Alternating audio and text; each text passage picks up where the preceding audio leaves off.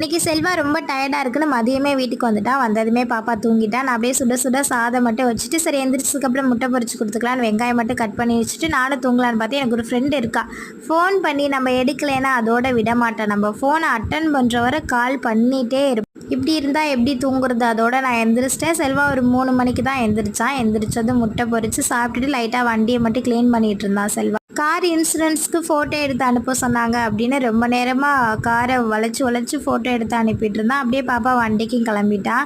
நான் அப்படியே வீட்டுக்கு வந்துட்டு காலையில் தோசைக்கு அரிசி ஊற போட்டிருந்தேன். நான் அப்படியே கிரைண்டரில் போட்டுட்டு லைட்டாக கார்டனுக்கு தண்ணி ஊற்றிட்டு கிச்சனை ஃபுல்லாக க்ளீன் பண்ணிட்டேன். அது இடையில மாவும் ஆட்டிருச்சு. அப்படியே மாவை அள்ளி வச்சுட்டு எப்போது மாதிரி கொஞ்சம் நேரம் மாடியில் வாக்கிங் போயிட்டு நம்மளும் லைட்டாக ஃப்ரெஷ் ஆகிட்டு மதியம் ஆக்கின சாப்பாடே இருந்தது நைட்டுக்கு சாப்பிட அப்படியே சாப்பிட்டாச்சு. கொஞ்ச நேரம் லைட்டாக தூத்தல் விழுந்துட்டே இருந்தது. இப்போ பயங்கர காற்றா இருக்குது. எப்படியும் பாதியில் கரண்ட்டை கட் பண்ணிடுவாங்க. அதுக்குள்ளேயே நம்ம தூங்கிடணும். வீடியோ பிடிச்சா லைக் பண்ணுங்கள். பாய்.